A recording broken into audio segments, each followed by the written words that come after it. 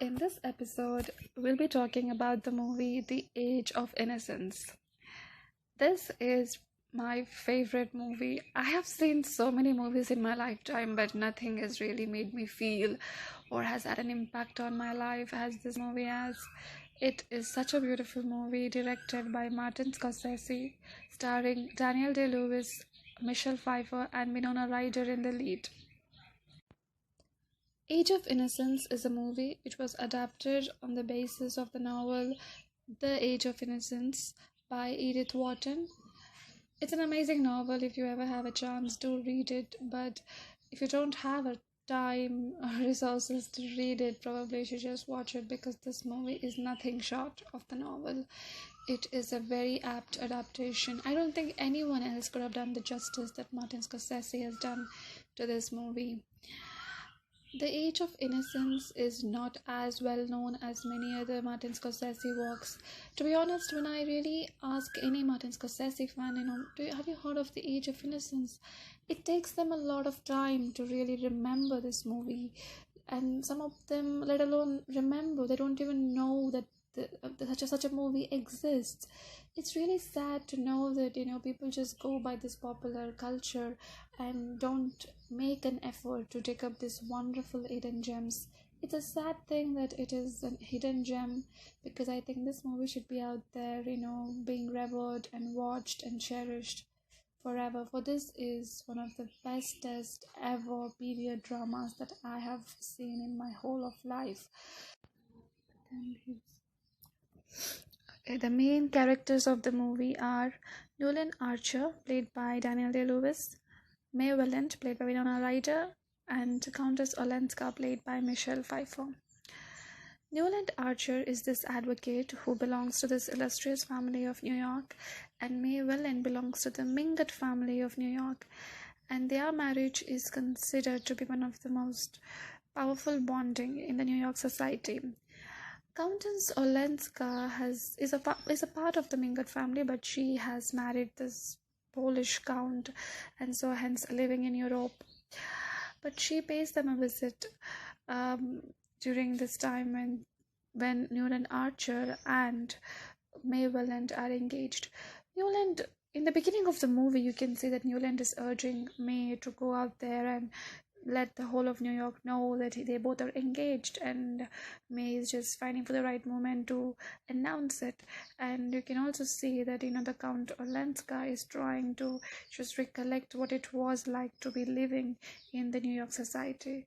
So this movie basically revolves around the story, love story, which is actually constructed by the society of New York, where the society wants Newland Archer and May Welland to be married, but Newland Archer just has different intentions, but he thinks that is the norm. He's just going by all of the societal standards and obligations.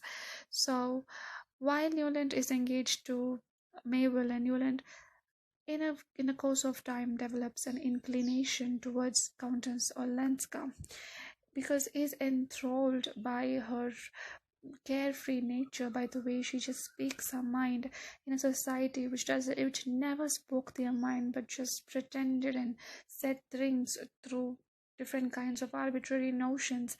Everyone was pretending, no one was living in the society. So when Newland finally meets someone who talks and who walks in a very different, unconventional manner, he feels being drawn towards Countess Olenska, and he starts to sense that he probably loves May's cousin than he loves May.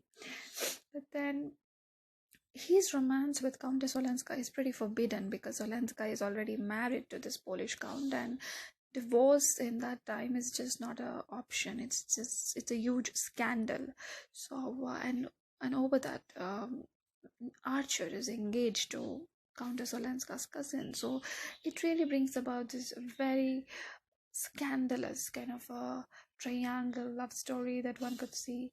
So in this movie they portray the visceral feelings of these characters in the most nuanced manner. Like, you can see scenes where, the love is not expressed from extensive love making, but it's just expressed through a kiss on the wrist of your hand. It could be just by the touch of your ropes, or it could be just so nuanced. This movie is full of nuances. What I really love about this movie is the way they've, tried to show love through different means. Like, every single scene in the movie is just so beautiful. Every single frame is just so intricately done, and it says so much more than it could probably convey. And I mean, I've never seen a movie which shows the society and the things around it so beautifully. Like, many a times when I'm watching a movie and there you see these pauses where people are trying to focus on the scenes around you, the locations around you, the things around you. It just, you feel like it's a distraction. You feel like, okay, maybe I just have to skip through and just reach the dialogue part of it. But you never feel that when you watch this movie. You're forced to look at those cutleries, look at those drapes, look at those paintings, especially because I think Martin Scorsese has done a very good job by having this narrator in the background who's not gonna leave you alone.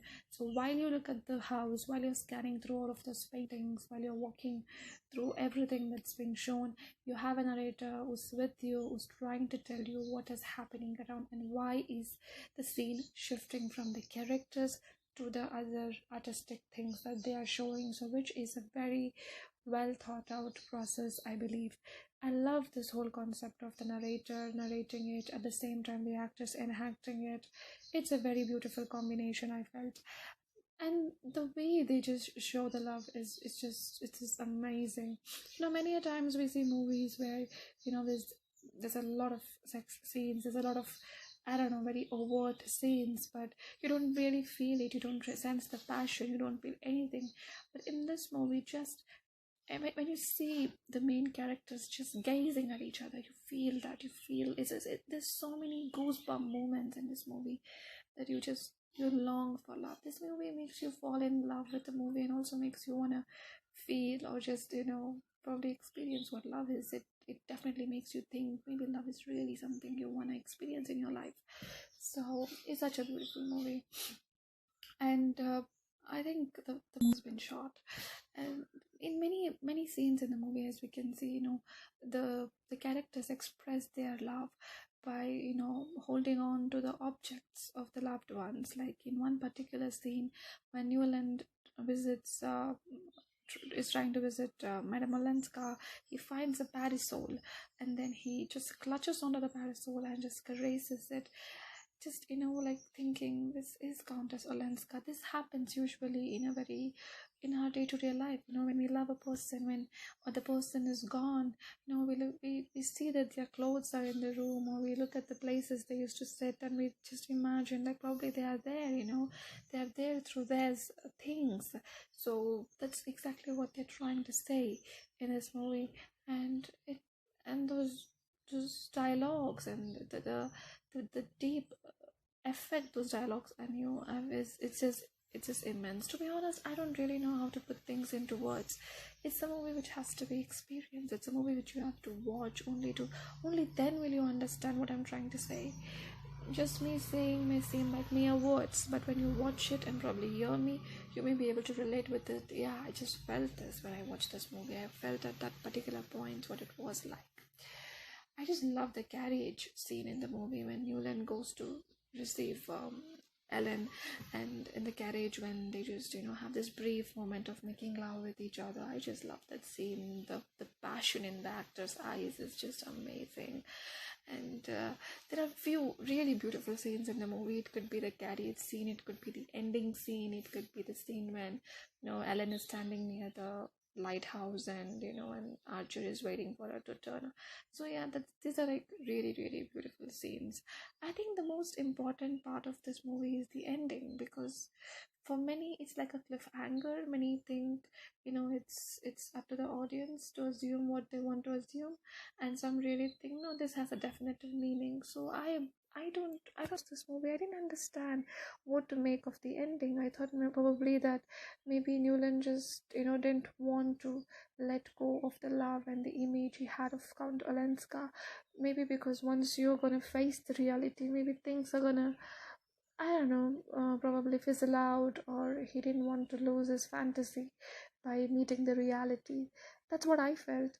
But then again, there's another angle to it, because when his son asks Newland, what do you want to, like, what should I say? Count Olenska, that you're not gonna come up. He says, you just tell her that I'm old fashioned. And then you have the scene where there's this servant who opens up the window and Newland is just gazing into the window.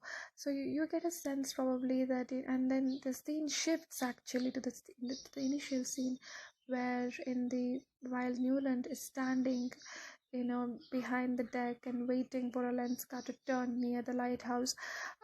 You kind of like sense probably he wants Olenska to come stand near the window and probably look at him. He's just waiting for her to appear there, and if she doesn't appear, probably he's gonna go. And so while now he's waiting, he realizes that she turns, because in the previous conversation she acknowledges that she had known that he was there. So he realizes that even now, when she knows it, she doesn't want to come, and yeah, just turn and see downstairs. Probably she doesn't want me to be there. So it's just different kind of interpretations we have. So I think we can just feel free to interpret it anyway. But I don't think it's a conclusive ending. It's an ending which could be. It's left to us, we have to complete it, I believe. So that's a beautiful, beautiful scene. Many a times when the endings are not conclusive, it makes you feel irritated, but this movie doesn't make you feel that way. This movie makes you feel like, yeah, it's left to our imagination. Maybe we could just assume what the characters probably are conveying from this act. So yeah, it's a very wonderful movie by those means. So I think it's time that you guys go and do yourself a favor. You really deserve good things. So go watch this wonderful movie. It's a movie which is, I think, gonna really stay with you for a very, very long time. It has stayed with me for a very long time. I watch this movie probably once every month because I just can't get enough of it. I even read the book so many times. It's one of those things for me which I really, really love.